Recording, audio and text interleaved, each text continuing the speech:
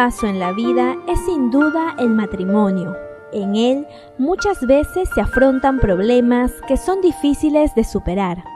Este es el caso de Marisa, una mujer quien tuvo una crisis matrimonial pues no tenía a Dios como el centro de su vida. Cuando yo estaba viviendo en Piura, porque yo soy de Piura, yo andaba con las amigas, ¿no? Con las amigas, me invitaban las amigas a los bailes, siempre me gustaba más bailar que otra cosa, ¿no? Y me dedicaba a eso y estudiaba, pero me daba mi espacio en estudiar, ¿no? Vine a Lima, ahí es donde yo conocí a mi esposo en los estudios. Yo lo conocí a mi esposo y mi esposo venía de una familia cristiana, pero él no estaba pegado tanto al Señor, ¿no? O sea, él nunca me habló del Señor, ¿no? Y yo lo jalaba a los bailes, vámonos a bailar, nos íbamos al cine, pero él no me hablaba del Señor, ¿no? Y eso fue antes de mi matrimonio. Cuando nos conocimos fue un choque, pues, porque mi vida era diferente que la de él. Mi vida, a mí me gustaban los bailes, como le estaba comentando, ¿no? Y cuando él se enamora de mí, no me hablaba del Señor. Yo escuchaba que él cantaba en la guitarra, sí, pero no.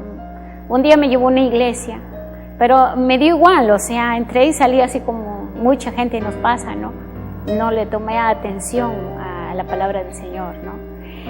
Nos casamos, vino el matrimonio y ahí empieza la diferencia, ¿no? El carácter, el roce, porque su familia venía, hablaban del Señor o llegaban a la casa, pero yo no escuchaba, ¿no? Mi suegra llegaba, hablaba de Dios, siempre ella me daba amor, pero me hablaba del Señor.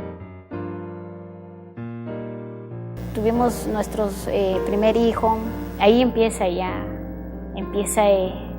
los celos de mi esposo, empieza el desorden del matrimonio, o sea, viene terrible ahí con fuerza a destruir, o sea, vino la destrucción. Mi esposo empezaba a desconfiar de todo. Yo también le contestaba, pues así como cuando estamos sin el Señor, nosotros no entendemos nada.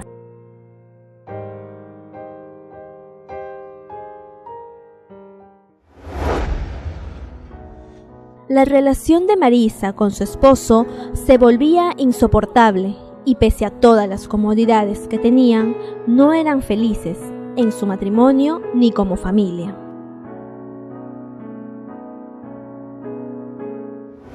Las oraciones de la familia de mi esposo creo que han orado tanto para seguir restaurando el matrimonio, pero llegó un momento, llegó un límite que ya era insoportable. Él hacía su vida, yo hacía mi vida, y yo no dejaba que él me mande, yo tampoco. Mi esposo es un profesional, tuvo un buen trabajo, yo todo, tuve casa, eso también, tuve mi casa de 3 pisos, tuve empleadas, tuve todo, ¿no? Y entonces, pero no éramos felices. Teníamos todo, mis hijos les daba todo, pero la felicidad no estaba, no había comunión, no había entendimiento, no había nada, ¿entiendes? O sea, haciendo la vida como yo quería, yo también trabajaba y él, o sea, cada uno con su dinero, ¿no?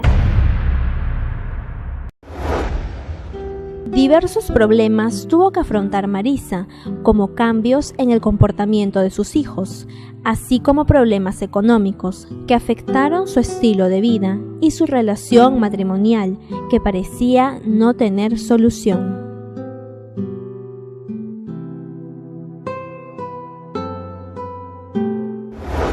Mis hijos, ellos también ellos eran como los jueces para nosotros. Mi hijo el mayor era como un juez, hacía callar a su papá y me decía, ¿cómo le vas a estar maltratando a mi madre? Vaya a dormir. Él trataba de poner paz. Ahí sí, mis hijos, claro que también ellos se empezaban a alterar por la situación que vivíamos. Cuando ya lo despiden a mi esposo, lo liquidan sin cero, ahí vino peor. Vendimos carro, vendimos casa, nos quedamos sin casa. Cada vez eran más las dificultades por las que atravesaba Marisa, y es que tuvo que combatir una enfermedad muy riesgosa que marcó su vida. Empezamos a alquilar una casa y se vino desastre, él sin trabajo. Empezó él a taxiar, peor era nuestra situación. Entonces empecé a trabajar ahí a donde viene la enfermedad, ¿no? De tanto estrés, de tanto cólera, odio, ya había odio. Él entraba a la casa, yo le tiraba la puerta, si yo estaba, o sea, los dos no nos podíamos, no nos veíamos.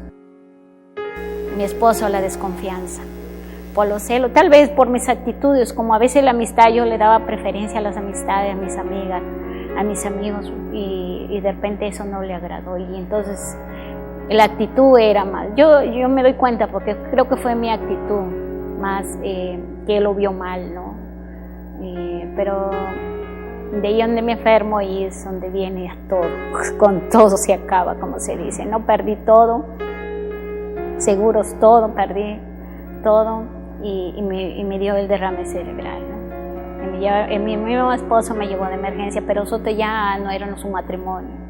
Mi esposo lloraban por nosotros, ¿no? Mi madre también intervenía para que nosotros restauráramos, pero como se dice, con las fuerzas no se puede hacer nada.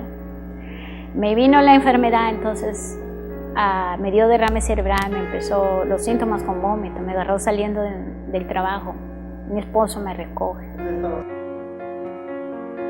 Lo veía en otras diferentes, que no era lo que yo estaba enferma, sino que yo estaba esperando un hijo de otro, me decía él, y yo que me moría.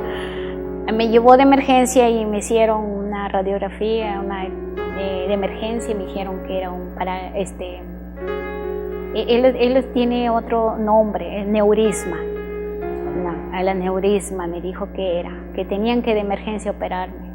Me llevaron a un hospital, no recuerdo qué hospital porque no recuerdo, me llevaron yo, pero yo estaba consciente. De ahí me llevaron al 2 de mayo, porque son pocos los hospitales donde operan esta enfermedad, no son todos. Me llevaron y vino un doctor de Brasil, él mismo me operó.